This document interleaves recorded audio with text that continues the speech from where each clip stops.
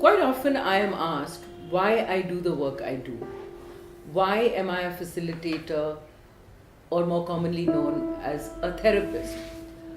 It is because I believe in this deep truth that we are in an emotional world. We are in a web of relationships, and facilitation or therapy is primarily a relationship.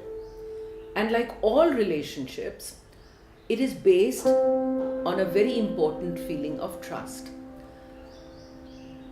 In the process of therapy, we are gradually learning to trust ourselves, learning a new model of living, a new way of looking at ourselves by exploring new choices, options.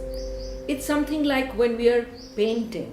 We want to mix our colors and have all the tools that we require to finally get the picture that we want to make. So in the same way, what a therapist does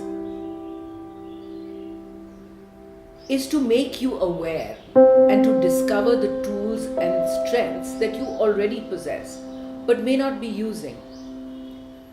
A facilitator inspires and encourages you. Through that encouragement, she provides a safe environment to take a new step into the unknown. The common variable amongst everyone whom I meet is that everyone wants to be happy, everyone wants to be peaceful.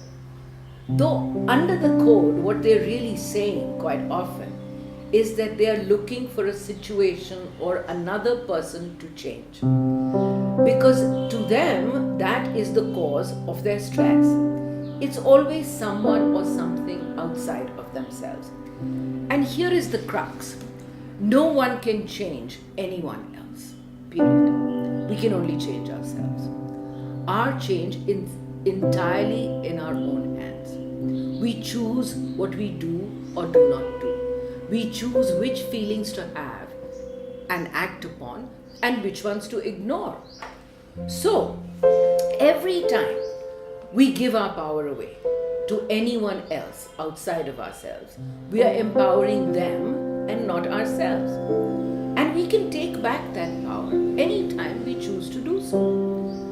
I'm using the word choose deliberately to emphasize that our lives are ours. Every time we don't make a choice, we are actually choosing not to do so, to be helpless. So no choice is a choice as well.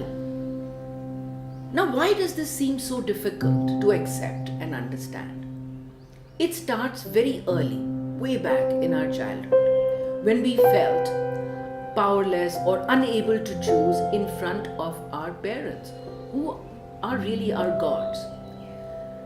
We were told that every time we are good, we will be loved. So we did our best to do all those things that would make us be loved in the way we wanted to be loved. It's funny though that every time we do things that we want to do, we are most often being bad. Now I understand that it's a basic human need to be loved, to have affection, to be touched, to be held.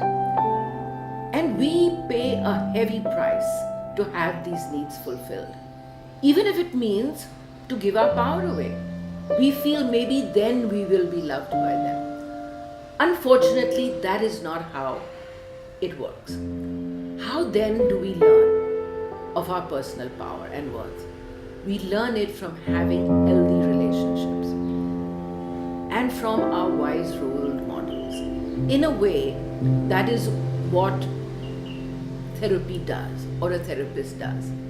A therapist can guide you to take risks, to make mistakes, and to learn from your own experience. She can help and guide you to reclaim your power in areas where you didn't think you had any.